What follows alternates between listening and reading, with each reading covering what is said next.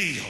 But if you got to go someplace and you don't know how to get there, but you're getting instructions while you're riding, you're getting instructions while you're walking. Now it takes some faith to get to where God is calling you to, because you don't know how long you're going to be on the road. You don't know how many miles you got to go before you can make a left or a right turn. Lord, I ain't seen no exits on this expressway. And God said it's a turnpike. Ain't a whole lot of exits here. As a matter of fact, they're 30 miles in between. And you've got a few before I'm going to call you off. But just keep on the road. You see, it's like a pilot sometimes when they're flying planes in daylight and they're going from Detroit to Chicago. Sometimes you can fly by sight because you know what Lake Michigan looked like. And you can see the Chicago skyline on the other side of the lake. And you can look to see Midway and O'Hara airports. But there have been times when I've been gone up West Africa and standing out in the ocean behind the hotel and looking out at the Atlantic Ocean. And I've said to myself in the nighttime, now we've got to fly out of here tomorrow night in the pitch darkness of the night. How in the world can that pilot take that big DC-10 or that 757, if you please, and leave from a runway in Accra, West Africa, and he can't see nothing? You can't even see the ocean down below because it's pitch blackness. But in 9.5 hours, he's landing in JFK in New York. It's because he's got some navigational equipment there. He's got some tools and some instruments that while it looks like he's flying in the dark and he can't see nothing in front of him, ain't no street signs or traffic lights, but yet he knows he's on course because there is a navigational system that tells him to pitch the plane this way and so many degrees that way. And then he's in contact with some other airports that's let him to know you're on target and keep on moving ahead.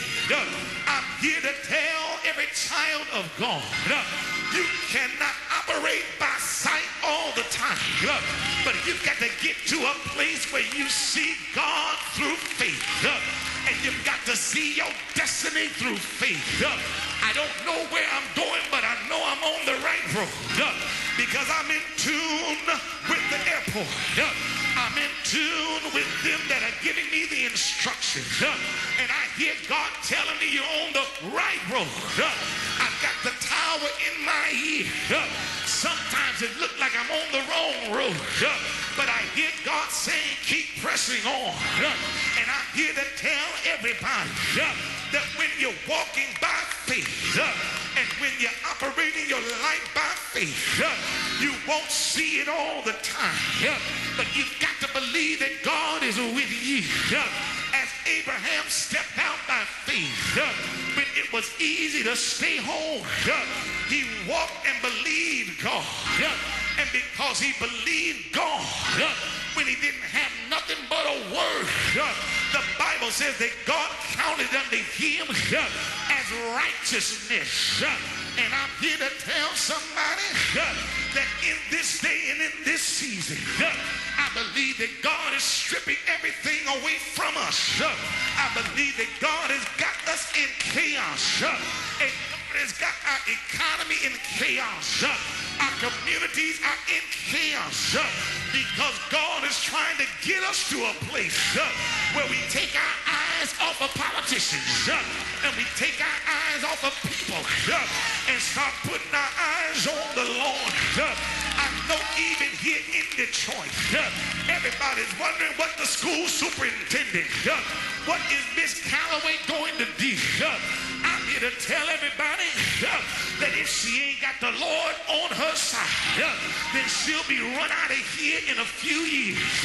But you better understand, if God is with you, I don't care who's picketing you. I don't care who's coming up against against you. If God is on your side, it might look like you're in trouble, but the work is already done. It might look like you're defeated, but you're already victorious. And that's what I came to tell somebody this morning. It's time to put your eyes on the Lord. I dare you to tell your neighbor, take your eyes off of me and put your eyes on God. Stop believing in me and start believing in God. Well, Bishop, how can I believe in God? I'm glad you asked. It takes faith